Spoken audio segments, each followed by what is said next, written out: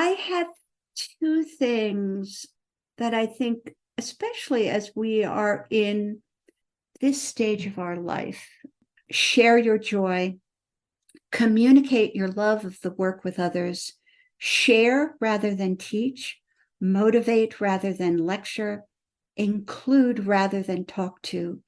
Teaching implies a hierarchy, sharing is between equals.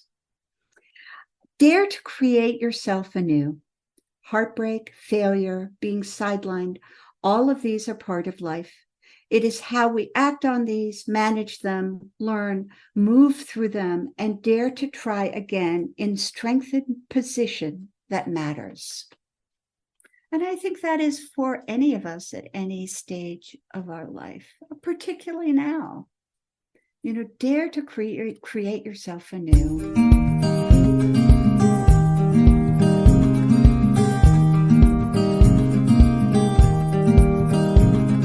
Welcome to the Boomer Woman's Podcast. I'm your host, Agnes Knowles. Boomer women. Are we wise women? Are we mavens? Are we crones?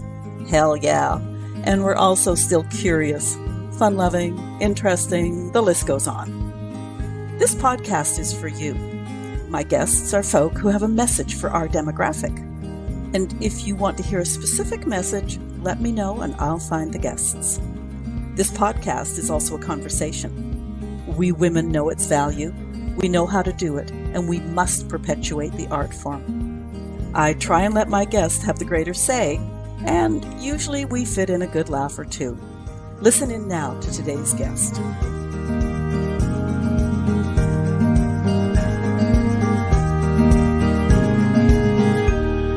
There's an expression most of us have heard before.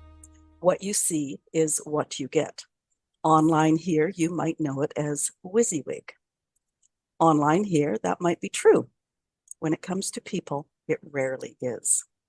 Today's guest is absolutely a WYSIWYG defier. Tina Davidson is a highly regarded American composer who creates music that stands out for its emotional depth and lyrical dignity. Tina Davidson is also a woman, a mother, an author, a person with an unusual past. That's her story, and I'll let her tell it. In the meantime, let me introduce her. Tina Davidson, welcome to the Boomer Woman's Podcast. I'm so delighted to be here. Thank you so much for inviting me. Well, and thank you for coming on. This is going to be very interesting. Tina, I'm actually going to start in the middle. Tell us about your musical talents and your career as a composer. I listened to some of your music and it's really expressive. It's so emotional. Thank you. Well, I started playing the piano when I was 5. And by this time I was 7, I was practicing an hour a day, if you can believe it. My mother did have to bribe me a little bit. She bribed me with 5 cents an hour. And then I renegotiated to 10 cents. And I always had a sense that I worked through my childhood. Well, but I think I was a bit of a reluctant musician. I loved to read, and that was something that I did a lot of.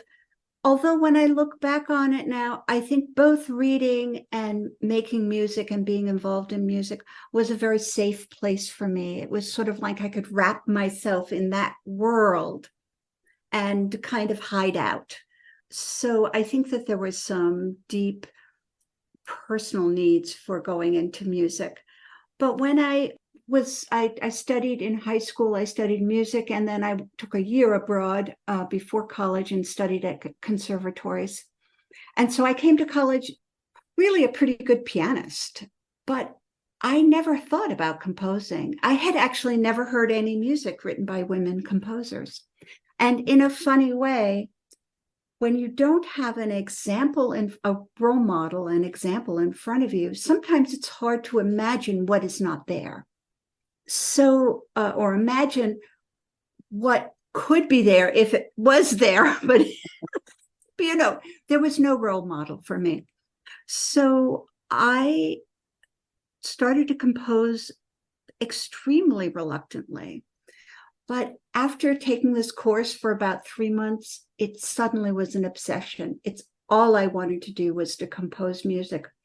It was sort of as if, if you look out into the forest of life and there are all these paths and you can pick them all, but there was only one that was illuminated, and that was composing music. And when I left college, I really gave a lot of consideration to whether that was a plausible career for me. Could I earn money? Could I survive in the real world doing this? And what I decided is that if I didn't pursue this as a life choice, I would be bitter. At the end of my life, I would be bitter. And I would rather fail than be bitter or have to change course in the midstream of my life and then to be bitter. I had seen people around me wanting to do things, particularly women, but feeling like life kept them from doing it. And there was a kind of bitterness about them. And I didn't want to experience that. At any point in time, did you realize that you might well become a role model for a younger woman? Certainly not then. I had no idea, although I had a very strong sense of myself being a woman. Growing up, graduating from college in the mid-70s and 80s, it was really a time when women were starting to articulate and push back about sort of 1950s cultural ideas of how women should act, and feeling very strengthened by others doing it and myself doing it. It was very empowering, but it never really occurred to me that I would be a role model. So that is kind of a lovely turn of events. And have you met younger women now who say like, oh my goodness, because of you, I really felt I had a path? Not quite, but I've had quite a few people who've written their dissertations, their PhD dissertations on my music, it's kind of odd to have somebody else go through my music and analyze it in a way that I never would do. And they would say, oh, I saw this connection and that connection. I said, oh, really? That's very interesting. Because, when I compose, I experience the music as I'm writing it, but I'm not thinking in terms of, I hear relationships. I sense when a piece is landing and needs to land, and then when it needs to start up again. But I'm not scientifically analyzing that as I go through it. It's more like living your life, and then somebody writes about an autobiography of you, and they say, oh, do you see all these connections and all the things? And you're going, no, I was paying attention to my life. I didn't see those connections. Yeah, and I should think that interpretation really does depend on the listener to a great extent. The reason I say that is I remember in high school, we had a music teacher who would play usually classical pieces, but she'd have us lie on our backs on the floor, eyes closed. She'd turn off the lights and play the music. And then our music assignment was interpreting how that touched us. And all our stories were different, of course. So yes. Well, I think that's what I love about the creative arts and about writing music. I am trying to articulate and embody my experience. And I hope that when you hear it, you will be reminded of something about yourself. I'm not interested that the listener knows about me, because once you hear it, it becomes yours. And there's a kind of wonderful collaborative experience that happens with music. I am always writing for an ensemble that takes my music and then breathes life into it. And it sort of becomes theirs. They have to collaborate with my music to create it. And then in a performance situation, they have to express it somehow to the audience. And then it belongs to the audience. The audience then is sort of collaborating with the experience to understand it through their own lens. And that's something that I really value. That not that people get me when they listen to my music, but that they get themselves. Okay, that's interesting. That's yeah. Now, just looking at your website and some of the information there, you traveled quite a bit. Do you think that that affected your composition? Oh, for sure. And it certainly affected me personally. I was born in Sweden. I lived in Istanbul, Turkey for 3 years, and we traveled a great deal at that time. My mother and stepfather were, I always say, they were adventurers disguised as professors. So they really just wanted to adventure, but they got jobs in different countries. Then in high school, I lived in Germany for a year. My mother was a director of an exchange program. And 2 years later, I lived in Israel for a year.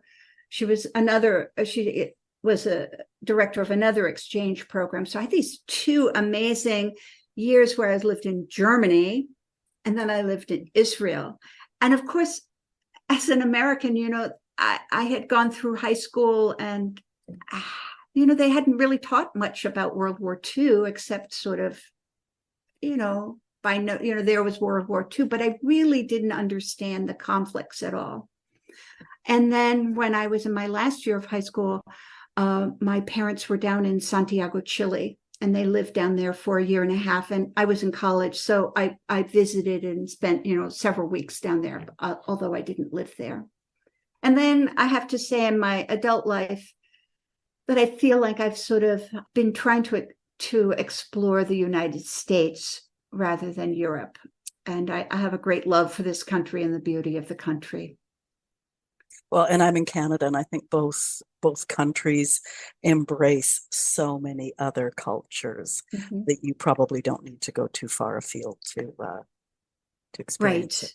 And I think certainly my years in Istanbul, where I was 6 to 9, I think really informed some of the music that I write. I'm always hearing a little bit of sort of more of the way they slide tones or microtonal or sort of out of tune. I'm always hearing a little bit of that in the music. I'm now wishing I had more musical knowledge, because it sounds like these are some areas to explore. I'm going to fast forward though. You had a daughter. Yes. Did that add to or intensify the expressiveness of your music? Oh boy, I've been asked many times by younger composers, should I have children? And I have a section in my memoir, Let Your Heart Be Broken, where I address this. And I always say, have your babies or tie your tubes. And each one is a loss. It's not like you can have both things. So when you have your babies, when I only had one, you lose so much time and ability to manage your work. I mean, children take a huge effort. On the other hand, not having a child, I think I would have never started to really connect with myself and do the work that I needed to actually start writing music that was more and more authentic. So in my book, I always say that my daughter was my great opportunity. And I think a lot of parents feel that way, that they start connecting to history more, to future, because the future now really means something to them, because when they die, their kids will be living in that future. But she just offered the opportunity for me to decide to handle some things in my life that were really pressing on me, some difficult earlier childhood stuff. And I just had this sense when I was holding her that I could just, it was sort of like door number 1 or door number 2. Behind door number 1 is you can let your daughter have all of this stuff that you have, sort of in its rawest form. It can be her legacy, sort of the way it was my legacy from what I got from my mother. Or door number 2 was I can really start to work on it, do some therapy, really start to dig in and try to understand some of these past traumas and put them so they're not so front and center in my life. So she was an enormous opportunity for me. And we're going to get to your story right away. But one more question is strictly woman to woman. You were also single parent.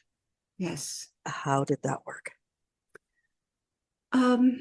I got divorced when Cassie was 7, and I didn't remarry again until she was 16 or 17. My heart goes out to all mothers who are working, all parents, because husbands now are so much more involved and many times put down their work to care for the children. It is like building a house of cards, and you never know when the wind is going to blow them all down. It's a snow day, or she's suddenly sick, or, what happens during summer. How do you cover care? How do you find time to work? And I was very tunnel visioned at that point about my work. I was very sort of laser focused on composing. So as much time as I spent with her and did things with her and played with her, she also felt that there was part of me that she couldn't reach, that there were times when I was unavailable. I think more, not physically as much as when I was really preoccupied with my work. And it was kind of, in my daily life, I sort of like I had this double life. It was my composing life, which was very intense and very focused, and then my daily life. And sometimes my composing life would follow me around while I was doing my daily life, and I was very distracted or disconnected. And she definitely felt that. So I think it's always such a joy, and it's always such a juggling act. And I think there's no way to really feel like you're doing a completely good job in both arenas. And I think what I would say to young mothers is kind of get over that. You really have to get over that perception that this needs to be done in a certain way. And if you're not doing it that certain way, you are wrong. There's so much that a child gains from having a parent being self-actualized and in a career of their own. It's such a great role model. My daughter is always saying to me, "Oh, you modeled this for me." And that's, she might say, "Yeah, it was really hard to live with it, but you modeled it for me. And now I know that I could do this too." And I think that can be very, very important. Well, and I think just speaking of those younger women, the women of our generation who worked out parenting and work and everything else, is all you younger women have turned out just fine. So somehow it all came together Right. in the end. Right. And my mother was a real feminist. She was a professor. She had 5 children and taught full time. She was kind of the first wave of feminism where it was like, I'll do everything. And I'm definitely the second wave, which is I can't do everything. So I'm going to pick my battles really carefully and see that I can do the best. And I'm not exactly sure how women are doing it now, but since I can only speak of my own experience, but I did see in my mother a kind of myth that women could have it all. They could be mothers, they could have a career, they could have successful marriages, they wouldn't have to give up anything. And I think that is certainly not accurate for me. And it was something that I could see her really struggling with. Now we're on the subject of mothers. Mm-hmm. Your childhood was rather unusual. Are you okay sharing those unusual events? Absolutely. Although I would really want people to go read the book so they can experience it anew. We're going to discuss that book shortly. Yeah. So I was born in Sweden. I was born at the beginning of the 50s. And when I was 6 months old, I was placed into a foster home at the bottom tip of Sweden in Malmö, which is very close to Copenhagen. And I lived there for 3 years. So until I was about 3.5. I was very happy in that family. My mother was Solveig and my father was Torsten, and I had 3 brothers. I was the youngest of the 3. And the youngest of those 3 boys was just a couple months older than I was. So we were brought up as twins. And apparently I directed traffic. And I was the adored girl. I was the only girl, and I was adored by everyone. And then one day, a beautiful young woman came and visited. She decided to live in the community for about a month, and she adopted me and took me to America and married my stepfather and had 4 more children. So then I became the oldest of 5. And I always knew I was adopted. It wasn't talked about very much. Certainly, my mother never distinguished between me and the other kids. If anything, she probably was a little closer to me because I was the oldest, and she certainly corralled me into taking care of the younger ones a lot. And, she had her professorship, and my stepfather treated me differently. There was clearly a preference to his own natural children than to me. But I didn't think about it much, although I kind of had a childhood where I knew I was loved, but it didn't feel complete. It didn't feel like it grounded me. I always felt that somehow I didn't belong. And because I never spoke of it, or if I tried to speak of it, my mother wouldn't let me. I mean, I remember one time when I was about 10, I turned to her and I said, "Oh," and I had this sudden realization that adopted meant either your parents gave you up or they died. And I said, "Is this true?" And I looked up at her, and she had such a horror-stricken look on her face. I thought, wow, my kid intuition went, "You are," and she said, "Yes, that is true. That's what adopted means." But that look on her face, I thought, oh, that's not a subject I can talk about. So when I was in college, when I was 21, I got a job in Sweden, of all places, taking care of a 13-year-old daughter of a friend.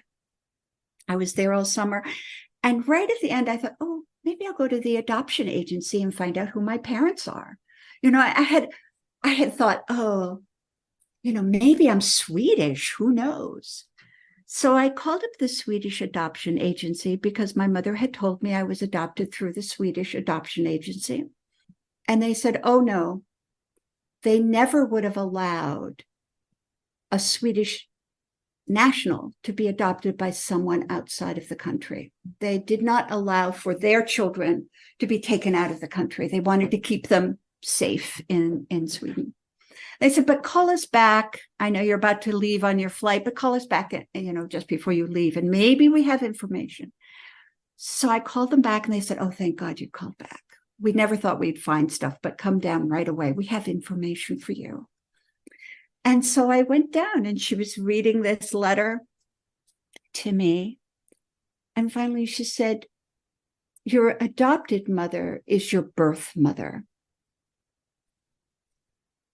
So I suddenly realized, you mean my adopted mother is my birth mother? I mean, I couldn't get my mind around it for a while. I just didn't compute. And I left, I don't know, it was a period of time where my whole world just turned upside down. I had had so many attachments to this word called adoption, so much sense of not being connected. And then I found out that empirically it wasn't true. This was my birth mother. So what did reality mean? If I'd sort of oriented myself this way and found out that actually my orientation was over here, it was so confusing. So I went back and I immediately told my mother. And she had very wisely adopted me. She'd actually done it officially, even though she was my birth mother. She officially adopted me under Swedish law so as to be able to bring me back in the 50s as her child and not have, she was very worried she'd lose her job. Because in those days, women who had illegitimate children it was really frowned on. It was a very difficult situation. So she was very smart about this.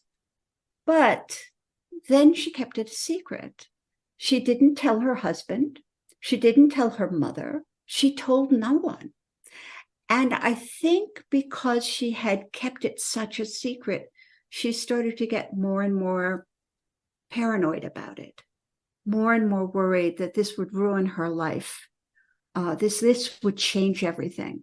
And then she started to think, well, it really wasn't her daughter's story. It was her story. It really had nothing to do with me, because she had kind of created this life that was circumventing. You know, when you have a secret like that, if something comes up, you have to kind of make another excuse, or you have to create another piece of the story. And I think she had just become so invested in that she was not able to have a lot of perspective. And she was very angry at me. I wanted to tell my siblings. I was so excited about having connections. And she said, nope, I don't want you to tell them. They're too young. I did insist that she tell my stepfather. And of course, when I started to think about it, I knew immediately who my biological father was. And in fact, it turned out that when I was in my last year of high school, well, it was actually in my last 3 years of high school, my mother said, oh, I want you to go to this boarding school in Philadelphia. You really need to get out of this small town. You need to have an education. Da, da, da, da. I'd much rather go to a music school. I don't know why I have to go to this school. Okay. So when I was a senior, she said, oh, you have this invitation from this family. It's an old family friend, and they want you to live in their family while you're doing your last year of high school, and it will really save in expenses. So I lived with his family in Philadelphia, and I lived there for a year without knowing he was my father. I lived in that family, and the first 3 or 4 months were pretty good, but then the parents really started having a lot of arguments, and I suspect they were about me. And so it was a very confusing thing for me, with all these over layers of secrets. And yeah, it was a lot for me to handle. Oh, I bet. So at what point in time did you figure out that this man was your biological father? As I lay in bed in Sweden, sort of trying to digest this information, I thought, oh, I wonder who the father was. And then I'm going, oh, of course, this family that I lived with, the father. Because he'd always, he was so good to me. He always treated me like a family member. He'd always give me a little kiss when he was kissing all the other kids. And so I'm like, oh, that's probably who it is. That made sense. Yeah. As you were telling that story, I'm thinking, if you created a fictional novel, people would go, holy crikey, she's got an imagination. Like, that's just crazy. Yes. But it's your lived reality. That's and I think that it is, I don't want to, pummel my mother. She was an amazing teacher, such a bright and vibrant person, amazing violinist. She loved her children. She really lived to educate them. She really believed in education and reading to them and taking us to museums and all sorts of adventure. But it made me realize as an adult how important emotional honesty is. And that without it, I'm sort of cutting off my arms if I want to be an artist. That to be able to perceive what my emotions are and be willing to say, oh, I could have done that better. Or, wow, I hear, if my daughter says something about her childhood, I hear that was really hard for you. I am so sorry. I didn't know how to do it better at that point, but I'm working on it now. I'm really, that's the only thing I can promise you is that I did this in the past. I made a mistake. I was wrong. I didn't know how to do it better or whatever, but it's over. I can't do anything about this. And all I can do is promise you that I'm working on it so that I never do that again. I take responsibility for it. And that responsibility includes figuring out how I can, do better. And so I think that's what I have learned from my mother is that, first of all, secrets, I write in my book, they become your own personal Frankenstein. They're clanging about in the closet, they're wrecking things, sometimes they force you to enact or do things that you don't even want to do. So you're always entitled to privacy, always entitled to privacy. My mother was entitled to privacy, but having a secret like that about someone else is damaging. I was going to ask if you could connect the dots, but maybe I need to ask if there are dots to connect between all of that period of time, as especially a teen into your early 20s, and your life as a composer. Are there dots to connect? Like, does one affect the other? Well, certainly, as up until my 30s, I suffered greatly from severe depressions. I was a happy dissociator. I could dissociate. I didn't realize I was doing it, but I could dissociate from a situation that triggered me in some sort of way that felt unsafe so easily. I could lose myself. And I think in a funny way that made me a good musician too, that ability to go elsewhere. But I think in terms of my music, the first 10 years of my composing after I graduated from college, so I've been writing music for 45 years. So the first 10 years, I think I was writing music that was so disconnected from myself because I didn't know myself. Once I had found out about my not adoption at 21, I kind of put it away. I just said, okay, that's over. And I went on. And it was then at my birth of my daughter when I started really doing therapy and started to think about that. And then my music started to become something that I really related to. I was very excited about it. But there was a lot of sort of anguish in that second 10 years of writing, a lot of exploring, I wrote pieces with titles like Dark Child Sings, which was about sort of my dark child in me. I have another piece for multiple saxophones called Transparent Victims. So victims that are walking around in the world, but you can't really see.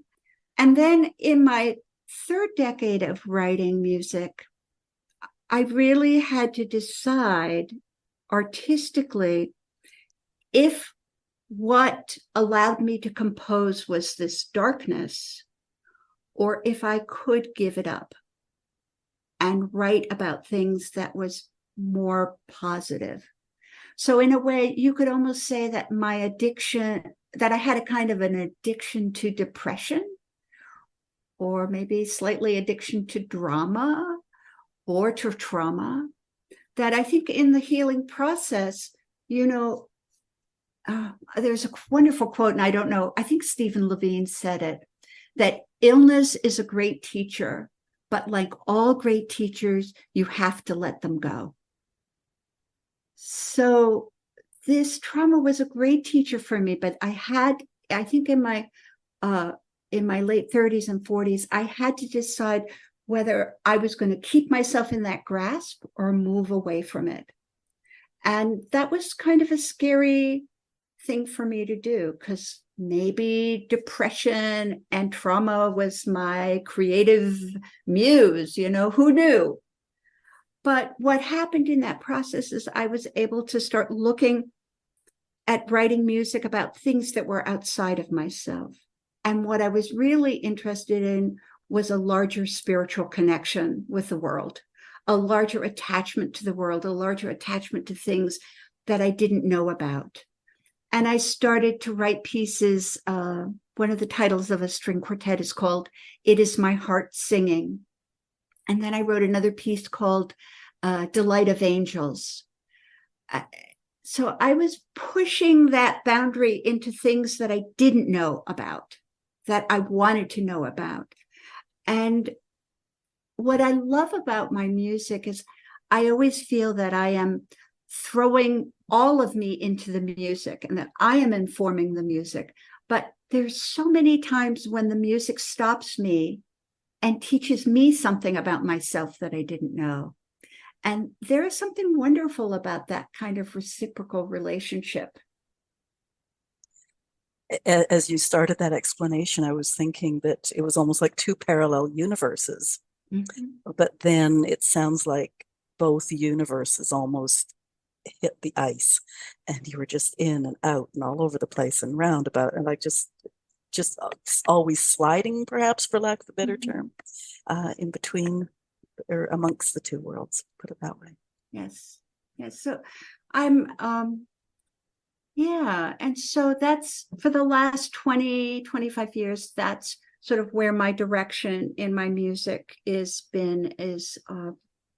on the personal, but how it goes out into the world, more of a world view of how I relate to the world, rather than how I relate to myself. So, yeah. Okay, the memoir. I've got notes here. It's been described as and I quote, lyrical reckoning with what it takes to compose a life of cohesion and beauty out of shattered bits and broken stories. That sounds like monumental. How did you just sort of tie it all together like that? Or is that your composing life? I have to say, I started writing this at the end of my second marriage. And when I was choosing to leave the safety of that marriage and, as an older woman, renegotiate my relationship with the world. And, I was kind of homeless for about 4 years. I lived in various apartments and rented houses. And when I finally decided where I was going to live and bought a house that is just amazing in its ability to have, I teach music and composition. And so I have my teaching studio and my composing studio here. I love to garden. And I think writing the book at the beginning of that huge transition was very important. It was almost as if I was sort of picking up all the pieces of my life and weaving them together and representing myself to the world and to myself. So I think that review is very astute in that is part of the creative urge, is to pull all these threads together and create a weaving of some sort. I mean, a single thread has very little meaning. And you can create something really beautiful out of different threads that are all over the place, that don't have any cohesion in themselves. And so I think writing this was very important to this part of my life, sort of stabilizing myself, owning my own story. When I think my mother had always wanted to own my story. She wanted to be the author of my story and curate curate what other people knew about me. And I think to really wanting to articulate my artistic process. So the book is written where there's one chapter will be a story about my life. And then the next chapter are actually from my journals. So I was a copyist. I wrote. It was part of my music process is to write in my journal every day. And I had a music journal, I had a personal journal, and I had a spiritual journal. I had journals all over the place. And I pulled those together. And every other chapter is a year of journals that is both about my composing and reflecting on my childhood, because I'm also at that point going through therapy. So you get these every other, and slowly towards the end of the book, those stories become more and more cohesive and more connected. And I have to say, of all the journal writing I did, my publisher said, by the way, what's the percentage of the journal do you think you put in your book? And I said, 5%, maybe 4%. She said, yes. Because, most of your journals, my journals at least, are just sort of like, oh, I hate you. How could you do this? Oh, it's raining. Oh, it's snowing. And yes, occasionally there was a beautiful sentence or something that I was really, a lot of times I would write about something and then a week later I'd write about it again, or so that since it was my journal, I didn't care. And sometimes when I was editing that, I would put things together, but mostly I was just deleting, just taking out so much of this stuff. I mean, really nuts. I have books and books and journals, and they're not that interesting. But there is always some pith there. You if you read your own journals, you can say, oh yeah, oh, I'd forgotten that. Yes, that was very significant. And I really liked how I'm talking about that. And then page after page, it's like, oh, nothing. The visual that came to mind as you were explaining that with the threads was many threads make a tapestry, as opposed to, just pulling 3 pieces and you got a braid. And, anybody can do the braid, but to create the tapestry is a work of art. And I think I do write it. I did a lot of traveling out west, and there were times where I had this feeling that of the tapestry of my life, I had in my hand just a piece, and that's all I could see. I knew it was connected to a larger thing, and I could almost imagine, I might be able to look over vertically, but I couldn't do the horizontal. I couldn't get but I knew that it was all connected in some sort of way, and that all I had was what I could see at that moment. But I think that, again, getting back to that quote, I certainly, when I grew up, there were so many pieces of me that when I was doing therapy that I had to go back and collect parts of me that had been lost or had been silenced. And so, yes, integrating myself and how integration in my music sounds has always been very important to me. I would write, for years, I wrote a lot of music where it seemed like all the ensemble members were playing lots of different things, and then slowly they would start playing things together. And that certainly is a great metaphor for when you start to get healed or feel like you've got more control of things. You start feeling like you can be acting as one rather than as many. That might be a really good segue. What I read about the book, because I haven't read it yet, is you write about forgiveness, grieving, and spiritual connection in memoir. How do those come together within you, and what does that look like in your life? Yes. Well, certainly I've talked a little bit about the spiritual connection. And again, the more I've learned to be connected to myself, the more I have available to be connected to other things. So I don't know if it's never been a two-way street for me. I could never not be connected to myself, but also connected to spiritual. It really is about interior reconnection, offers me more availability for exterior connection. And to me, that's what a spiritual value is connection to something that's outside of me. What was the other thing you asked? No, just about forgiveness. Forgiveness, yeah. And grieving.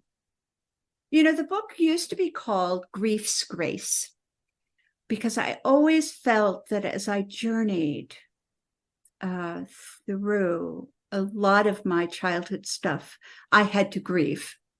And in fact, one of the biggest things that I had to grieve about that was a total surprise for me, I would never have imagined it, is that my family in Sweden that I walked away from, that I was led away from, was my family.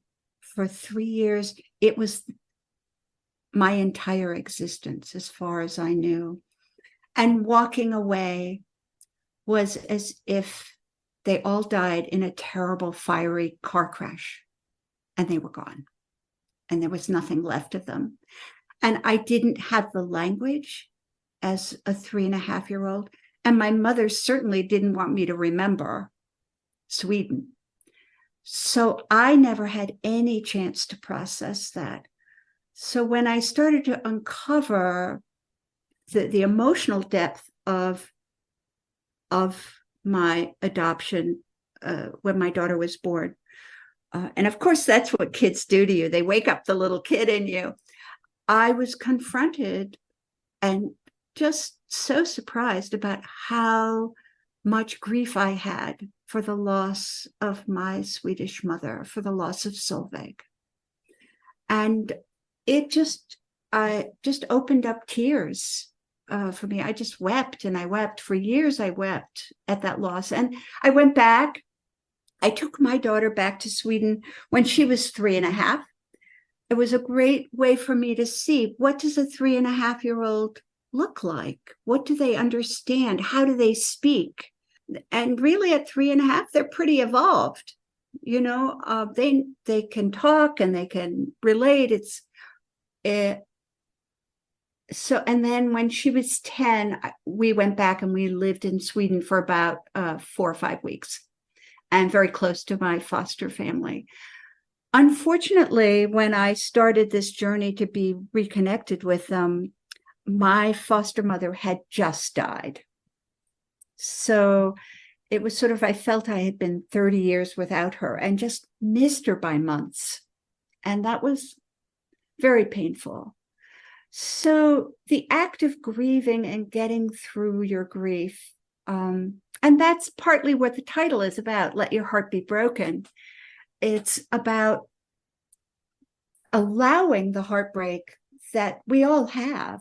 We all have heartbreak, but allowing it to be in our lives, not to hide it or try to disguise it or pretend it's not there. That really, it's sort of like trauma. The only way to get through the trauma is to walk through it. You can't walk around it, at least not in my experience. So the grieving and the grace that comes with grieving, it's really quite amazing. It's sort of like a mitzvah that you don't deserve, it's just not that the grief ever goes away completely. But in the book, I talk about it like at first, grief is like a terrible monsoon, just a terrible downpour. And, there are floods and things get destroyed. And finally, the rain lets off a little bit and you feel a little bit. But then there's a terrible downpour again. And eventually, over the years, the rain stops. Maybe there's a beautiful sort of misty sunrise, and then it starts to rain again. But the rain is not that hard. It's more gentle. Maybe you even enjoy walking in it. So to me, that's what grief is. And then sometimes it's just almost the remembrance of that rain. Or you wake up and you just feel a little moist or dewy. You have that. To me, grief has a sort of sensation in my body. Forgiveness was quite a discovery for me.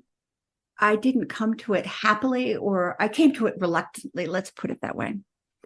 But at some point, I had a dream that I was down in the basement. And in Philadelphia, where I lived, that house was very old. It didn't have concrete floors in the basement. And so it was dirt floor. And, the basement always kind of smelled musty, or kind of like it had fungus growing in it. Probably did. And I dreamt I was in the basement and I was having to pull this huge object behind me. And it was pulling on the string, and it was digging into my shoulder and breaking the skin. And finally I looked back and I realized it was something in a great big long bag, and it looked like a human being. And I thought, oh my gosh, I'm dragging my anger for my stepfather around in the basement, and I need to get out of here. So I'd heard of forgiveness, and I decided I would create my own forgiveness. And I was a single parent, but when my daughter went to school, I could walk the dog. And it was an American Staffordshire Bull Terrier. So it was very vigorous, very strong, and always pulling my arm out of the socket. And I decided I would say my forgivenesses when I would walk the dog. So at 40th Street, we started, and I would forgive myself I'd forgive all the easy people, myself, my daughter, my neighbors, my friends, my coworkers. It just went up the hill. And then by the time I got to 49th Street, and my dog had been pulling at me, and it was hot, and I would start with my mother, and I would just spit it out. It was like, I can't believe I have to forgive you, but I forgive you. And then I would do my stepfather. And I think I always say that I single-handedly terrorized a whole neighborhood. Every morning at 8, there she was. Oh my God, that crazy woman is coming. What I loved is that I committed to saying, I forgive you for a year while I walked the dog, but I didn't have to mean it. All I had to do was say it, because I couldn't quite mean it at that point. But there's a wonderful thing that happens when you say something over and over again. Are you rewiring your brain, or hypnotizing yourself, or I don't know. But then I noticed things. I could be with my stepfather and not run out of the room because I couldn't breathe. I could be with my parents at Christmas, and they gave me a present, and I was able to say thank you. I was able to care for them when they started to get really old, help in their care. My brother and my sister did most of the care, but I could come up and give them respite care. And I could do it with an open heart. It didn't restore that relationship that I felt I had lost with them. It didn't restore me to that sweetness of childhood love for my mother and stepfather. But I could be kind to them. And that was huge. That was so huge. So I do recommend forgiveness. It's not about them. It's about me, and how I can be more peaceful with myself and open up space for myself so I can do other things. As we've been talking every once in a while, well, more than once in a while, you've said something, and I've had this little, light bulb of nugget, nugget. And I hope our listeners have done that too. And if you didn't, go back and listen again. Now, our listeners are primarily midlife women like you and me. Do you have any thoughts about this chapter that you think mid-age women should think about or embrace? I mean, forgiveness is a huge one. I think we should all embrace that, or get to a place where we can embrace it. Yes. But I think legacy is an important word for all people our age. I'm talking 60 and older, 65 and older, 70 and older. that we have given gifts to this world, and it's important maybe for ourselves to document it in some way. I have a wonderful friend, and one of the things she's doing for each of her children and for the family, so she's created some for the family at large, but also for each of her individual children, is a photo book. She goes back and she takes photos of the child and talks about it and creates a whole book of photos that, and then talks to her child and sees how would they like to edit it. And I just think it's such a gift of love to create something that her child and her grandchildren can really have as a real token of legacy about how she was a parent and her relationship with her daughter or her son. I think that is just such an amazing example of legacy. I know that my stepfather loved to go into histories of the Davidsons and, how they came to America. And a lot of people are very interested in that. And I think that is also part of genealogy and part of legacy. Right now, I think writing this memoir, Let Your Heart Be Broken, is part of my legacy. It is really talking about my life and my music. And I do have a commitment now to go through all my works and catalog them, make sure all the mistakes have been corrected, et cetera, et cetera. But, part of my legacy that I've learned from my mother and stepfather is to get rid of my stuff in advance so that my kids doesn't have to do that. I think part of that legacy is also, which I think so many people do well, is, an enduring commitment to their grandchildren, to their kids, in terms of reaching out and being in relationship with them. But I think that's a vital, important part. Also, right now, I'm starting a group with other women composers where older women composers would be in a way of sharing information with younger composers. So again, this is about sharing legacy and sharing what I've learned. If it's meaningful for you, here it is. If it's meaningful for you, great. And if it's not meaningful to you, okay, fine. You can just pass it on. But I think those things for me right now are really meaningful. How I take care of myself so that I'm not going to be a burden with my kids is really important to me as well. I'm in touch on occasion with Sherry Lynn Starkey, 50 Women Over 50. Oh, On her podcast, you talked about joy, sharing one's joy. Can you go there? I can. So one of somebody who interviewed me asked me to put together a list of 10 things that I would want to share with somebody else. And so I started writing also a secondary list of many things that I'd want to share to another artist or composer. And there are things like be with people who say yes. If you have creative aspiration and your friends are not supporting you, find new friends. There's some really sort of practical things, that you can do. I always suggest journal every day, find words to articulate your inner thoughts and make it part of your daily practice. Dive deep into yourself, ask yourself questions, even do therapy. What holds you back? What are the voices inside of you that give you negative commentary? I have some of those still. And when they get on the loose, those voices inside of me, it's just like, whoa, what are you doing? Okay, go. What?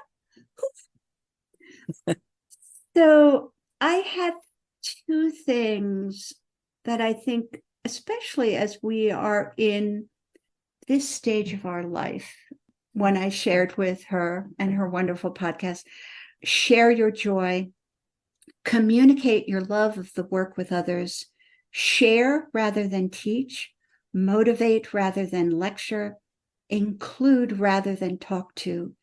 Teaching implies a hierarchy, sharing is between equals. And then the last one I had on this list, and you notice it's in two pieces of paper. So this was scrap paper, but it's just never made it to the recycling bin. Dare to create yourself anew. Heartbreak, failure, being sidelined, all of these are part of life.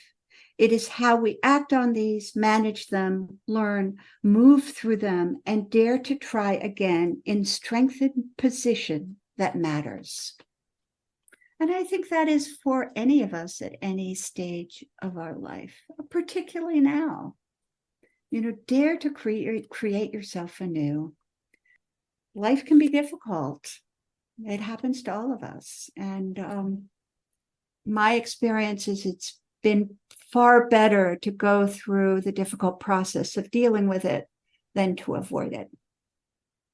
So dare to create yourself anew. What's next for Tina Davidson? Does she know? Well, I am loving the challenge of continuing to publicize this book. Again, I think that's hard for women. It's one thing to write the book, but then we have to publicize it. We have to talk about ourselves. And I think it's a little bit like having children. There is going to take a lot more than you ever thought to launch your kids. And you're willing to do it, whatever it takes. That's your commitment. It's the long run, not the short run. So I'm doing that. I have some concerts coming up that are very exciting. I have been invited to talk at some conferences as well. So the idea of continuing to articulate some of these things for myself and for others is very exciting. I have 2 recordings coming out probably at the beginning of next year of newer works. So works in the last 10 years. And that always takes a huge amount of dedication to find the performers, get them through the recording process. Then you have to edit it, and then you have to market it. You have to, get it out there. But again, it's, part of the work that I do is the creative process includes more than just creating. It's also about sharing the creation. Sharing the joy, sharing the creation. Yes, yes. Okay, where do we find your book? Oh, easy peasy. Amazon.com, Tina Davidson, Let Your Heart Be Broken, Life and Music from a Classical Composer. You can always reach me through my website, which is tinadavidson.com, not hard. And I'm certainly on Facebook, Tina Davidson, composer and author. I believe it's that. On Instagram, on Spotify, wherever you listen to your music, if it's Apple Music or Spotify, I don't even know where all it is, but you just find it's easy to find. So if you're connected to the internet, you will be connected to me. Okay, I'm just scrolling down my notes now because you just covered off all of the closing questions I had for you. And how I arrange things is your website link will be in the show notes. All of the links are going to be on your page on the website. Excellent. So, this has been such a pleasure. What a pleasure. Thank you so much. No, thank you. And let me nag our listeners for just a moment. Listeners, I'm going to set a precedent today and not encourage you to leave comments. I want you to go purchase Tina's book and be moved and embrace her philosophy. You can still leave stars and reviews where you can. Those help us grow. Share this episode. Tina's life has been extraordinary, and she's created a library of beauty out of it, and we could all learn from that. Tina Davidson, thank you for being my guest today and sharing your story and your inspiration with us. Oh, my total pleasure. Thank you. Have a great rest of the week. Thank you. You too.